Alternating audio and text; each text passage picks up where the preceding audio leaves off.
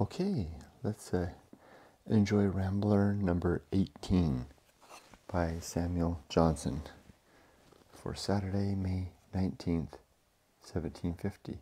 Hey, my birthday!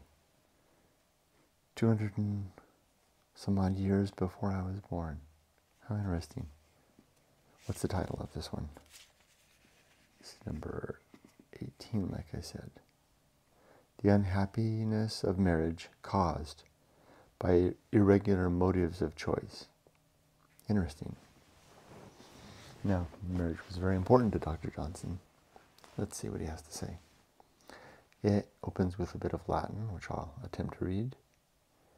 Ilac matre carentilius privileginis mulier temperat innocens nec dotate tarata regat virum conjux nec nitidu fidit adultero dos et magna parentium futurus et mutones alienas tori cento federo casitas, by Horace.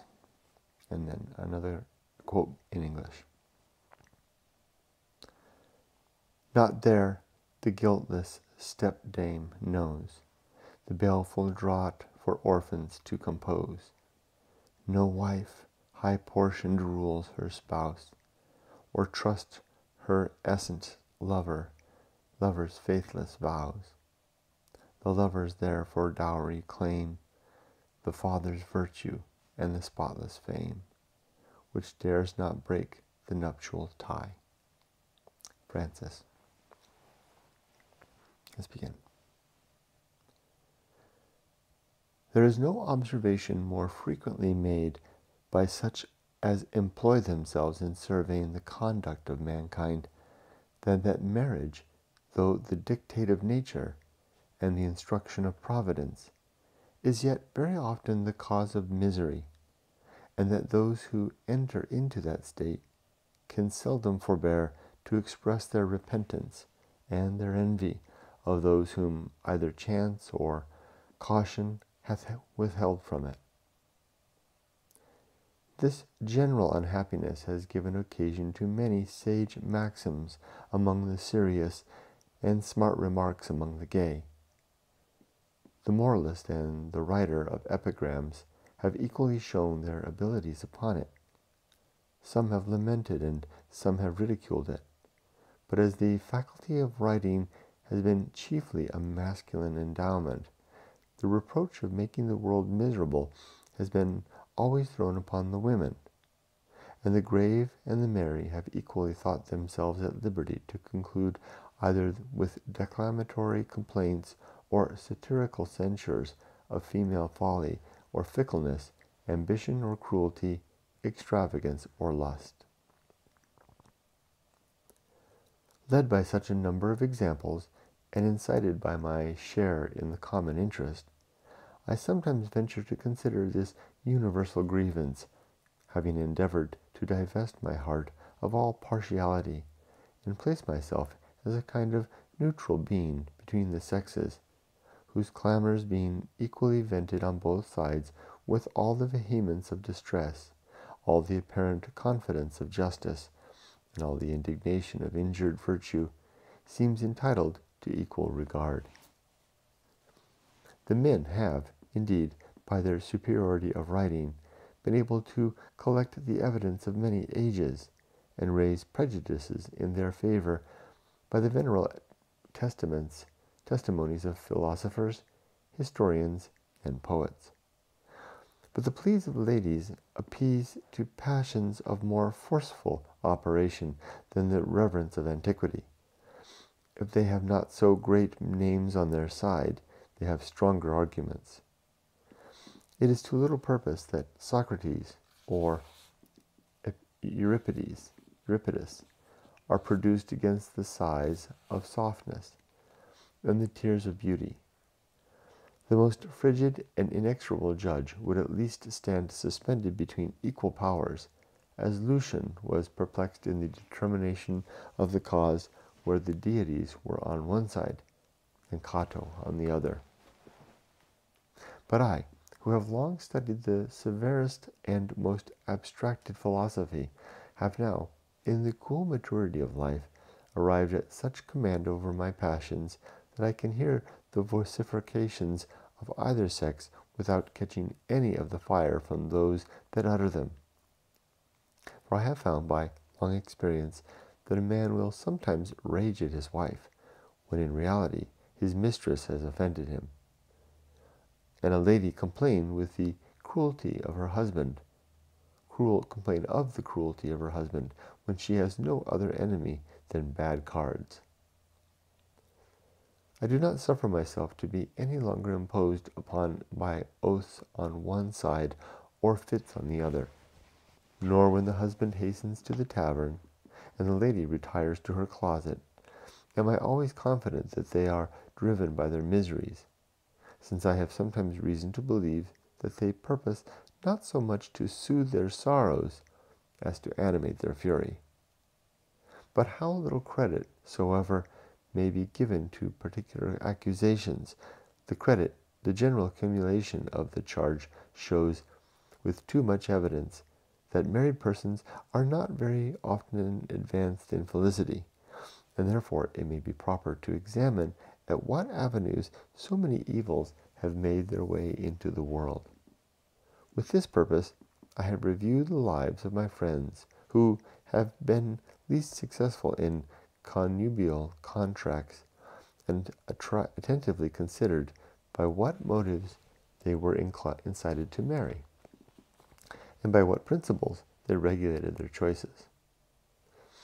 One of the first of my acquaintances that resolved to quit the unsettled, thoughtless condition of a bachelor was Prudentius, a man of slow parts, but not without knowledge or judgment in things which he had leisure to consider gradually before he determined them. Whenever we met at a tavern, it was his province to settle the scheme of our entertainment contract with the cook, and inform us when we had called for wine to the sum originally proposed. This grave consideration found, by deep meditation, that a man was no loser by marrying early, even though he contented himself with less fortune. For estimating the exact worth of annuities, he found that, considering the constant diminution of the value of life, with the probable fall of the interest of money, it was not worse to have £10,000 at the age of 22 years than a much larger fortune at 30. For many opportunities, says he, occur of improving money, which if a man misses, he may not afterwards recover. Full of these reflections, he threw his eyes about him, not in search of beauty or elegance, dignity or understanding, but of a woman with £10,000. Such a woman in a wealthy part of the kingdom it was not very difficult to find, and by artful management with her father, whose ambition was to make his daughter a gentlewoman, my friend got her, as he boasted, to us in confidence 2 days after his marriage, for a settlement of £73 a year, less than her fortune might have claimed, and less than he would himself have given, if the fools had been wise enough to delay the bargain. Thus, at once delighted with the superiority of his parts and the augmentation of his fortune, he carried Furia to his own house, in which he never afterwards enjoyed 1 hour of happiness, for Furia was a wretch of mean intellects, violent passions, a strong voice, and low education, without any sense of happiness but that which consisted in eating and counting money. Furia was a scold. They agreed to the desire of wealth, but with this difference, that Prudentius was for growing rich by gain, Furia by parsimony. Prudentius would venture his money with chances very much in his favor, but Furia were very wisely observing that what they had was, while they had it, their own, thought all traffic too great a hazard, and was for putting it out at low interest upon good security. Prudentius ventured, however, to insure a ship at a very unreasonable price, but happening to lose his money, was so tormented by the clamors of his wife that he never durst try a second experiment. He has now grovelled 47 years under Furia's direction, who never once mentioned him since his bad luck by any name other than that of the insurer. The next that married from our society was Florentius. He happened to see Zephyetta in a chariot at a horse race, danced with her at night, was confirmed in his first ardor, waited on her next morning, and declared himself her lover. Florentius had not knowledge enough of the world to distinguish between the flutter of coquetry and the sprightliness of wit, or between the smile of allurement and that of cheerfulness.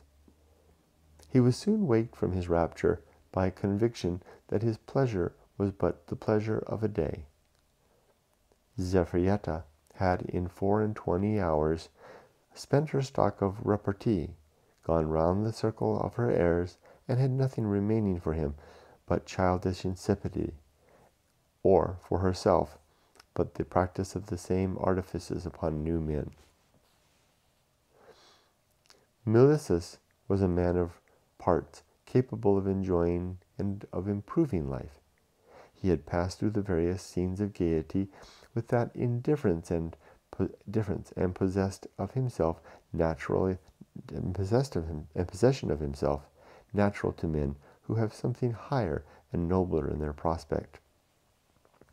Retiring to spend the summer in a village little frequented, he happened to lodge in the same house with Ianthea, and was unavoidably drawn to some acquaintance which her wit and politeness soon invited him to improve.